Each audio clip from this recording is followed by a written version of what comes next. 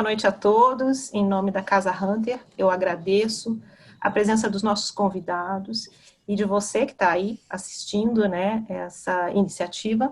É um prazer ter vocês conosco. O dia 7 de setembro marca em todo mundo o Dia da Fibrose Pulmonar Idiopática, uma doença rara e, infelizmente, ainda desconhecida de muitos. Para iniciar essa conversa, eu peço a dupla aqui de especialistas que estão conosco para se apresentarem. Então, por favor, doutor Rubens, se eu puder começar. Olá a todos, agradeço a Casa Hunter o convite, é um prazer estar aqui junto com colegas e passando essa informação para o público, né? Eu sou pneumologista da Santa Casa de Porto Alegre e professor da Federal de Ciências da Saúde de Porto Alegre também, e me dedico a tratar há vários anos pacientes com doenças como a fibrose pulmonar idiopática. Perfeito. Dr. Feldman?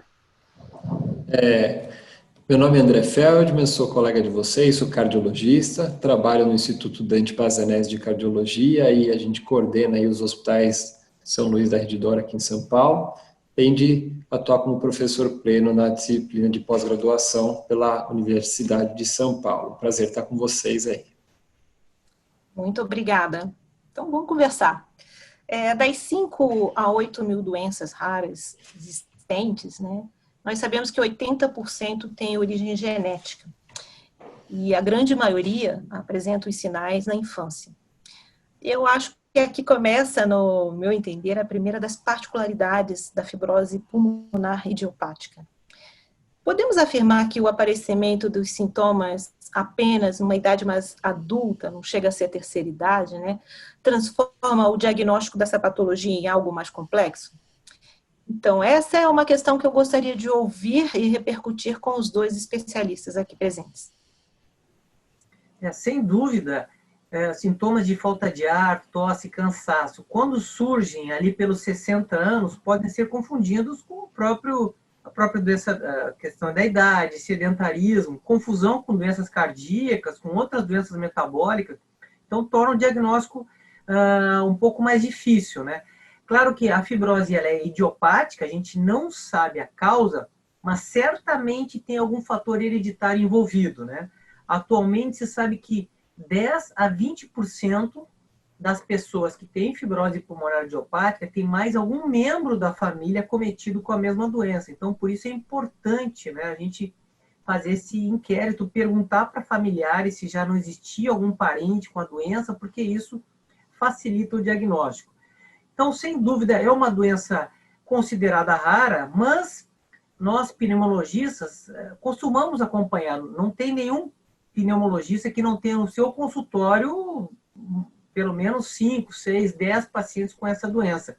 E é uma doença crônica, mas o diagnóstico realmente não é fácil pela idade, por, às vezes, dificuldade de realizar exames, e a gente precisa buscar essa informação quando o paciente se queixa de tosse, falta de ar, cansaço e a origem cardíaca, como acho que o Dr. Feldman vai falar, já foi afastada, né? Não é falta de ar por doença cardíaca, a gente tem que buscar um problema respiratório mesmo. Que, de forma complementar a que o Dr. Rubim está falando, Ariadne, eu acho que é um desafio, sim, né? A gente tem aí doenças que se confundem muito com a fibrose pulmonar idiopática e, como foi bem comentado, algumas delas têm que ser excluídas antes até da gente chegar nessa hipótese diagnóstico, nesse diagnóstico, né? E apesar de ser uma doença que provavelmente tem aí esse fundo genético e essa correlação entre familiares pode ser uma pista até para a gente achar ou chegar num diagnóstico, às vezes as pessoas se confundem muito, e eu trabalhei bastante junto com o pessoal da biologia molecular, minha tese de doutorado é dentro de biologia molecular, então, às vezes as pessoas se confundem muito e acham que doenças genéticas elas devem aparecer somente na juventude, não é bem assim, né? A gente tem, por exemplo, a prevalência de tabagismo como um fator que até pode desencadear esse quadro, e a gente chama disso de gatilho, né? Ele pode ter um substrato genético que ele carrega desde o nascimento, mas ele precisa de um gatilho que pode aparecer só lá na frente, e a doença acaba acontecendo, se manifestando lá na frente, né? E aí, quando ele se manifesta principalmente a gente vê em homens, né, e numa idade um pouquinho mais avançada, através até da faixa etária, também ter aí a prevalência de outras doenças confundidoras, que às vezes a gente pode ter um diagnóstico um pouco mais dificultado. Mas acho que tem que estar na cabeça do pneumo, tem que estar na cabeça do cardio, do geriatra, do clínico, todas essas especialidades têm que ficar atentas aí a essa possibilidade. As estatísticas indicam que a maioria das pessoas com FPI são homens, né? E quando a gente olha os registros de saúde em geral, aí começa um complicador. Os homens são sabidamente menos cuidadosos com a saúde que as mulheres, e isso é um agravante para a FPI? É assim, como a gente consegue reverter esse quadro, doutor Rubim? Bom, realmente a FPI é mais frequente no sexo masculino, proporção de 2 para 1, 3 para 1. O homem também, no Brasil, ele ainda é mais fumante, o tabagismo é um fator de risco, né, sem dúvida. E realmente o homem cuida menos da saúde, né? Então, a gente pode ver bem os nossos consultórios de cardiologia, de pneumologia, de geriatria. Geralmente as mulheres consultam mais, que são muito mais cuidadosas com a saúde, né?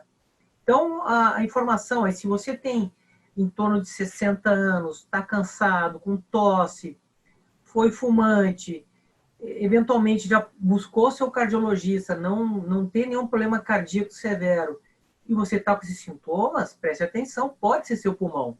Então, eu acho que a Casa Hunter está nos ajudando com essa divulgação, né, para trazer essa informação. É uma doença rara, mas ela existe. Ela está presente em torno de 14, 15 mil casos no país, se estima, assim, e a gente tem que buscar o diagnóstico ativamente, porque, como você falou, o homem não busca.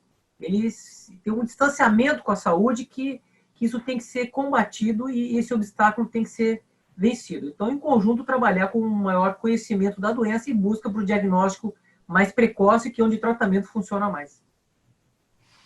Dr. Feldman, a gente sabe que a fibrose pulmonar idiopática, ela compromete a capacidade respiratória, né? E, por consequência, o organismo como um todo. O coração, no entanto, ele é um dos órgãos mais duramente afetados, atingidos também pela patologia.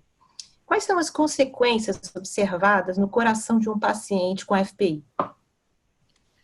Basicamente, o que a gente tem, se a gente lembrar, a gente tem o coração esquerdo, que leva sangue para o organismo, e o coração do lado direito, que abastece principalmente o leito vascular pulmonar. E é o lado direito que acaba sendo mais acometido pelo paciente com fibrose pulmonar idiopática. Nessa situação, a gente tem uma sobrecarga que faz com que o paciente possa, ao longo do tempo, cursar com uma disfunção ventricular direita e as consequências que podem estar relacionadas a isso também, né?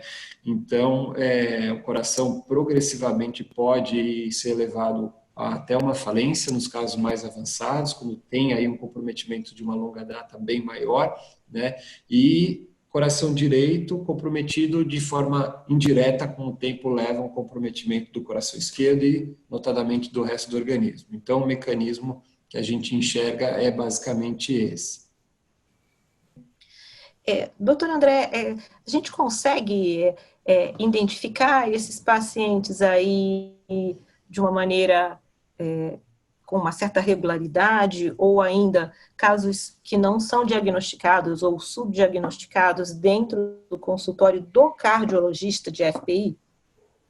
É uma ótima pergunta, Ariadne. O que a gente sabe é que muitas vezes o paciente procura o cardiologista e uma das queixas principais pode ser a dificuldade para respirar ou mesmo até a tosse, não necessariamente ele vai até o pneu, porque existem muitas doenças cardíacas e a insuficiência cardíaca, ela é um exemplo delas, uma doença basicamente tratada pelo cardiologista, que pode se apresentar com tosse, que pode se apresentar com falta de ar, e a ida do paciente ao consultório do cardiologista por conta dessa queixa é frequente.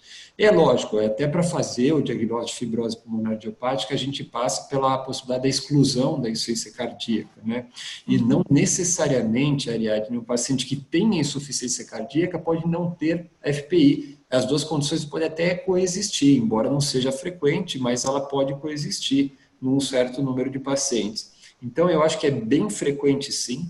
É lógico que quando a gente não enxerga nada cardiológico para justificar o quadro do paciente, a nossa tendência é pedir para que o pneumologista dê uma olhada no paciente, mas certamente que muitos desses casos podem passar desapercebidos, subdiagnosticados, inclusive pelo cardiologista, se ele não ficar atento a esse tipo de condição.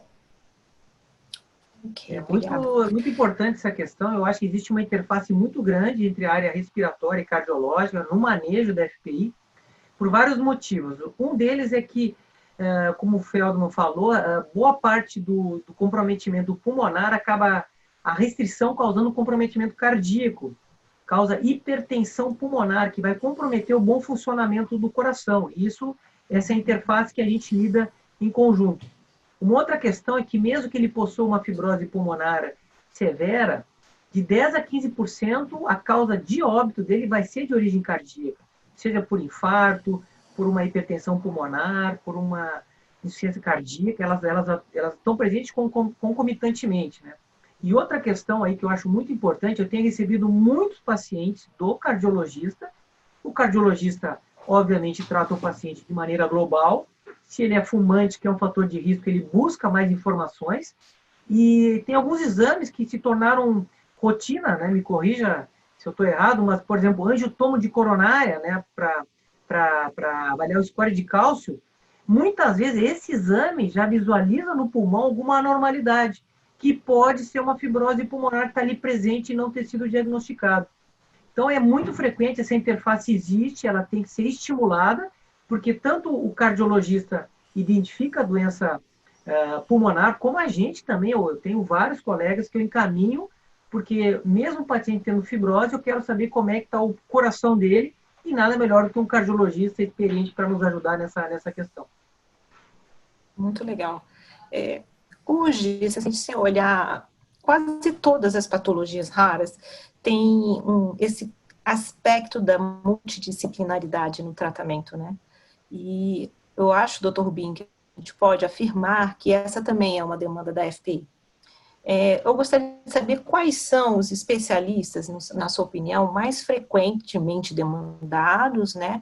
E também, se possível, que o senhor incluísse não só médicos, mas também os não médicos. Não, sem dúvida, a multidisciplinaridade é fundamental para tratar qualquer doença crônica, ainda mais uma doença como a fibrose pulmonar, que é uma doença grave, severa e progressiva, né? Só para lembrar que, depois do diagnóstico feito, a média de sobrevida em pacientes que não tratam, que não fazem acompanhamento, é 3 anos. Então, é uma doença grave e vai cometer vários sistemas em conjunto. Mas eu ressalto aqui, além de cardiologista, que é fundamental, a presença do fisioterapeuta, né? Quem faz reabilitação pulmonar é fundamental manter a musculatura bem disposta, o diafragma, uma respiração adequada. Nós já temos dados de pacientes com fibrose pulmonar, por exemplo, nós temos um programa de transplante. Quem faz uma reabilitação pulmonar bem feita tem uma sobrevida maior do que quem não conseguiu fazer reabilitação pulmonar. Então, isso é fundamental. Também, como em qualquer situação, nutricionista para ter uma alimentação adequada, com bom aporte calórico, porque esses pacientes acabam não consumindo a ingesta adequada, mas tem que ser balanceado, né? E toda a parte psicológica, emocional também é muito importante. Né? Uma doença crônica, debilitante, que leva à falta de ar, ao cansaço, de certa maneira, a um distanciamento social, como a gente está vivendo hoje, isso é fundamental, manter toda a estrutura familiar, a estrutura de amigos, de colegas, para ele saber que ele não está isolado e tem toda a estrutura para ajudar ele a conviver e vencer essa doença. O nome já diz, né? Idiopática, né? Sem origem definida. A FPI, a gente sabe que, no entanto, ela tem uma característica mais comum, né? Um aparecimento, uma predominância entre fumantes, ex-fumantes, pessoas expostas a poluentes ambientais, né? E entre as possíveis outras origens também, a gente sabe que tem a questão dos agentes infecciosos e também do refluxo gastroesofágico, e além dos fatores genéticos, né? Eu pensei aqui, Dr. Feldman, a experiência nos mostra que tantos elementos, né, para se chegar efetivamente a um diagnóstico, podem tornar o processo todo mais complexo, né? Do ponto de vista do paciente e também do ponto de vista clínico, né? O que o senhor acredita que seriam os passos que o clínico deveria dar, né? O médico que está avaliando deveria dar para conseguir chegar a confirmar uma suspeita de FPI? Essa é uma excelente pergunta. Eu acho que a gente tem que ficar atento a algumas pistas que podem acontecer, né? O Dr. Rubim comentou muito bem. Eventualmente, um paciente que se apresenta com uma tosse crônica, né? E se tiver algum parente na família já com diagnóstico, já tem que ser um alerta, tá? Para a gente lembrar. Então, uma história detalhada do paciente com tosse crônica, eu acho que a história ela pode dar bastante pistas para a gente, né? Assim como o exame físico pode dar bastante pista, porque algumas condições que você colocou bem, como complicômetros, né? Podem confundir os médicos e achar que ele tem um outro diagnóstico, né? E um dos grandes exemplos que a gente traz aqui acaba sendo a insuficiência cardíaca, né? Então, o ecocardiograma, né, falando de alguns exames, é uma ferramenta muito útil para a gente avaliar, identificar eventualmente sinais de hipertensão pulmonar, né? O Rubem já trouxe bem aí como sendo um fator presente aí na maioria dos pacientes. A gente excluir aí as causas de disfunção ventricular esquerda, né? Através do eco a gente tem essa ajuda. Através de alguns exames também, falando do ponto de vista cardiológico, por exemplo, um paciente que tem uma tosse e uma dispneia, um ecocardiograma normal, um BNP normal, não deve ter essa queixa dele representada por uma insuficiência cardíaca, tá? Então, são exames que ajudam aí a gente, nesse primeiro passo, aí, num passo a passo, a excluir uma causa cardíaca como uma doença do coração esquerdo, digamos assim, levando a hipertensão pulmonar, a uma congestão pulmonar e essa clínica que pode ser muito parecida do paciente com FPI, né? E aí a gente vai acabar passando por provavelmente outros exames, tomografia de tórax, para a gente olhar para o parênquima, aí a prova de função pulmonar, que vai ajudar a gente a entrar um pouquinho mais em detalhe de alguns pontos, né? E um fator aí que pode coexistir com a FPI e pode ser um fator confundidor, que é o próprio refluxo gastroesofágico, que a gente tem que estar também sempre de olho. Não sei se o Rubem quer complementar com alguma informação, acho que é legal para a gente essa contribuição do pneu. Perfeito. Não, é só para dizer que idiopática está identificando que nós ainda não conseguimos identificar, mas alguma causa existe, né? Então a gente está sempre buscando, e talvez tenha mais de uma causa também, né? Ou novas causas, né? Exposição à poeira do trabalho, ambiental, poluição, certamente tem algum impacto, né? E eu gostaria de trazer agora uma nova causa que a gente está convivendo no momento, que é o Covid-19, né? Certamente nós vamos ter pacientes sobreviventes que ficaram com doença, com sequela. A doença foi grave, né? Não é todo mundo, vamos deixar bem claro que a grande maioria não vai ter uma recuperação total, mas aquela parcela de pacientes que foi para UTI, precisou de ventilação mecânica, por exemplo, fez trauma, esse paciente é possível que fique com uma sequela e que ela pode virar uma fibrose pulmonar. Então, para vocês verem que nós estamos sempre aprendendo coisa nova e estamos identificando uma nova causa. Já temos alguns casos de acompanhamento que ficaram sequela e que vão desenvolver fibrose em consequência do Covid, né? É curioso, o senhor falou no Covid, era exatamente o tema da nossa próxima conversa, né? Eu ouvi recentemente de um pneumologista que a pandemia do Covid-19 trouxe pelo menos um aspecto positivo, né? Que era exatamente a atenção a esse órgão silencioso, que é o pulmão, né? E, brincadeiras à parte, a verdade é que essa tosse constante, insistente, que talvez seja o principal sintoma da FPI, pode ser facilmente associada realmente a dezenas de patologias, né? Então, doutor Rubim, assim, o que observar, né? Existe um elemento característico na ausculta do paciente de FPI? Esses ouvidos atentos podem realmente levantar a suspeita da patologia? A gente costuma ensinar para os alunos que tosse é um sintoma altamente prevalente. A gente Se você for pegar consultas em clínico geral, em emergência, tranquilamente 10%, 5 a 10% é por tosse, né? É muito irritativo. A gente tem que prestar atenção. Se você examina um paciente com tosse, ele está com a ausculta alterada, ou seja, você escuta velcro, crepitante, bilateral, e você, daqui a 3, 4 semanas, ele continua com o mesmo sintoma, com a mesma ausculta, ok. Insuficiência cardíaca é bem mais frequente, você tem que certamente procurar avaliar. Mas essas duas características, a tosse, uma ausculta bem feita, com crepitação, com velcro em base, associado a uma fadiga aos esforços, isso está indicando que é possível que tenha uma origem respiratória. Claro, você pode ter pneumonia, você pode ter edema pulmonar, mas são sinais de que alguma coisa pode estar cometendo o pulmão, e aí é o direcionamento, né? Porque quanto mais cedo a gente tratar, mais precocemente a gente vai poder afastar algum fator que esteja contribuindo para isso, e o tratamento precoce funciona em qualquer doença, quanto mais antecipadamente você fizer o diagnóstico. Então, essas são as indicações que a gente considera. Isso tem uma interface, obviamente, com a cardiologia, com os casos que o Feldman está comentando aqui.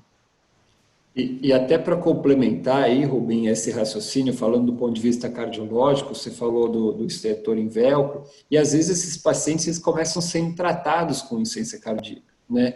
O pessoal acha que se confunde um pouquinho, começa um tratamento, então acho que vale a pena a gente lembrar que se o paciente está recebendo diurético, está recebendo tratamento, não está melhorando, será que é isso mesmo, né? Começar a pensar sobre essa questão, né? Às vezes a gente fala, é só uma IC grave, mas às vezes você vê, o BNP não é aumentado, ou se for é pouco, eventualmente ele pode até coexistir, né? Essa situação. Mas a fração de ejeção não é tão reduzida, ele não está respondendo bem a diurético, se o tratamento não está tendo uma boa resposta, porque a congestão, principalmente numa fase inicial, quando você começa a tratar o paciente com insuficiência cardíaca, ele responde bem a diurético. Depois, nas fases avançadas, ele pode ter uma refratariedade maior, né? Mas se começa um tratamento, a coisa não está evoluindo do jeito que você esperava, talvez seja também uma pista aí para pensar nessa possibilidade de FPI ou de pensar em outras causas, né?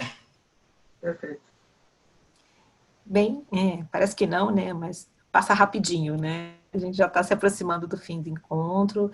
Eu gostaria, então, que os senhores falassem um pouco do tratamento mesmo dessa patologia, né? O que a gente tem de disponível hoje para esse paciente? Ok, depois de vencer a saga do diagnóstico, né? Chegou-se ao diagnóstico, como é que a gente trata essa patologia? Eu gostaria de ouvir os dois. Claro. Bom, o tratamento, ele é multidisciplinar, como a gente comentou antes, né? Nós vamos precisar todas as equipes juntas, trabalhando de maneira coesa. Não existe apenas um foco, mas todo o sistema do paciente tem que ser tratado. Eu vou focar, assim, no que tem, assim, de mais atual, já tem alguns anos, mas é de 2016 para cá, que são os chamados antifibróticos, né? São medicamentos que eles não vão curar a doença, mas eles reduzem a velocidade da progressão da doença. A gente consegue, eu tenho uma paciente, por exemplo, que está usando há 10 anos, porque ela entrou numa fase onde nós estávamos pesquisando o medicamento aqui bem no início no Brasil. Então, para quem tinha 3 anos de sobrevida, e para 10 está excelente, né? Então, existem 2 tipos de antifibróticos disponíveis no Brasil, eles são em comprimidos, cada um tem a sua indicação. Nós temos a dificuldade com relação ao acesso, são medicamentos de alto custo, mas explicado, bem orientado, a gente consegue que o paciente tenha acesso, e são medicamentos fundamentais, né? Porque a fibrose, para ter uma tradução aí um pouco mais leiga, o nosso tecido pulmonar vai ficando endurecido, ele perde aquela elasticidade, ele vai ficando petrificado.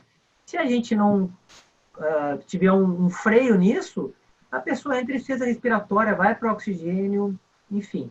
Então, esses comprimidos, eles estão sendo utilizados com eficácia. A gente sabe monitorar os efeitos colaterais, sabe monitorar toda a estratégia que o paciente precisa de maneira concomitante, tratar a doença globalmente, e a gente espera que, no futuro próximo, outros medicamentos com eficácia ainda maior, que consigam, inclusive, reverter estejam disponíveis. Mas, por enquanto, são essas duas moléculas, o nintedanib e a pirfenidona, que já estão disponíveis e sendo utilizados no Brasil inteiro. Doutor Feldman, da sua parte, assim, a parte cardíaca, qual o tipo de Sim. acompanhamento clínico que o senhor costuma fazer? O que acontece, e o comentou muito bem, eu acho que assim, para a gente da cardiologia, e dentro da cardiologia, a gente vê a reabilitação como um fator assim, fundamental. E nesse cenário também, né, eu tenho um viés, porque a gente tem aí uma atuação grande em pacientes com reabilitação, um viés bom, porque eu realmente acredito no benefício da reabilitação em vários cenários. Não é só acreditar, é ver o resultado, na verdade, né? Então, a reabilitação, acho que ela, como complementação à parte medicamentosa, ela ajuda bastante. O Ben comentou muito bem dos fármacos que atuam no tratamento antifibrótico, né? Assim, nesse ponto, acho que são inquestionáveis, as evidências mostram e realmente a gente, na própria diretriz recentemente publicada, sugerem esses dois fármacos para tratamento. Talvez valha a pena a gente complementar alguns pontos onde realmente não se sugere usar, por exemplo, inibidor de fosfodiesterase 5, onde a gente também não tem uma recomendação formal para usar antagonista de endotelina, né? Ainda não tem também uma recomendação baseada muito em evidência para corticoterapia, porque no início acreditava-se que existia um componente inflamatório, mas essa teoria parece que não é muito o que a gente vê hoje, né? Muito mais fibrose do que inflamação. Então, o papel do corticoide também é muito questionável, né? Talvez aí, se fosse colocar talvez alguma dúvida aí, embora a gente também não tenha recomendação formal, um tratamento anti-refluxo, é que às vezes o refluxo pode coexistir, até ser um fator que desencadeou a própria FPI, né? Mas aí como um fator associado, não uma recomendação específica para FPI, a não ser que ele tenha uma associação mesmo. Mas acho que os antifibróticos são realmente os pontos a serem mais recomendados nessa situação e a reabilitação. Ok, então chegando aí ao fim do nosso encontro, eu gostaria muito de saber o que vocês entendem de que existe para o futuro, né? A gente sabe hoje, por exemplo, tem se falado muito em terapia gênica, né? O que se mais ouve falar, principalmente para doenças raras. Eu gostaria de saber de vocês se tem alguma coisa surgindo aí, sendo pesquisada, que vocês apontam ou sinalizam como interessante. Bom, em termos de fibrose, estão sendo pesquisadas várias moléculas, tem vários laboratórios numa corrida, né, para encontrar o tratamento adequado, um tratamento mais eficaz. Eu acho que, eu gosto de dizer, doença rara é doença rara para os outros, mas você ainda vai conviver ou conhecer alguém que tem uma doença rara. Então, ao seu redor, tem sempre alguém com alguma doença rara acontecendo. E essas pessoas são raras, mas cada vida também é rara e a gente merece dar toda a atenção. Então, os laboratórios estão participando de diversas pesquisas. Além disso, acho que a gente tem que conhecer mais também a genética do paciente, que sem dúvida tem alguma predisposição, porque nem todo fumante vai desenvolver a fibrose, o câncer, a insuficiência cardíaca. Então, vem uma predisposição junto para tornar essa pessoa mais suscetível.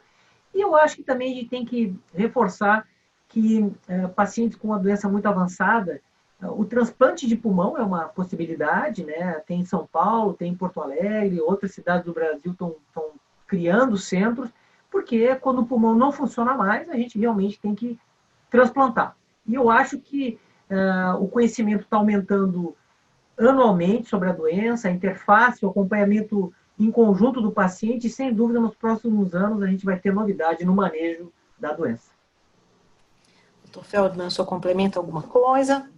Acho que vale a pena só, assim, reafirmar mesmo, acho que várias pesquisas realmente estão sendo feitas, outros fármacos provavelmente vão surgir, até dentro dessa linha de antifibróticos, dentro desse cenário que pode ser farmacológico no futuro. Eu acho que a farmacologia vai evoluir, ok, mas a gente não pode esquecer, e o Rubem comentou muito bem do transplante pulmonar, a gente falou da reabilitação, a imunização do paciente, que é um ponto importante para a gente fazer de forma complementar aí a essas situações. E eu acho que não só é importante o desenvolvimento de novos fármacos ou mesmo aprimoramento do tratamento, embora a gente já tenha encaminhado muito bem aí com os fármacos que a gente tem hoje, mas eu diria que o subdiagnóstico ainda é muito grande. Então, talvez um ponto a gente enxergar é realmente a conscientização de outros profissionais, outras áreas, aumentar e tentar fazer mais diagnóstico para a gente poder tratar pacientes que eventualmente não estão nem sendo tratados hoje, né? Acho que são 2 pontos. Além da evolução farmacológica, realmente a evolução do diagnóstico, conscientização dos profissionais é fundamental para a gente ampliar o número de pacientes que vão se beneficiar do tratamento, né? Doutores, eu não tenho palavras aí para agradecer o tempo, a disponibilidade e o apoio a uma iniciativa como a nossa de tornar as doenças raras pulmonares mais conhecidas no Brasil. Mas muito obrigada mesmo. É um prazer. Obrigado, Ariadne. Eu que agradeço aí o convite.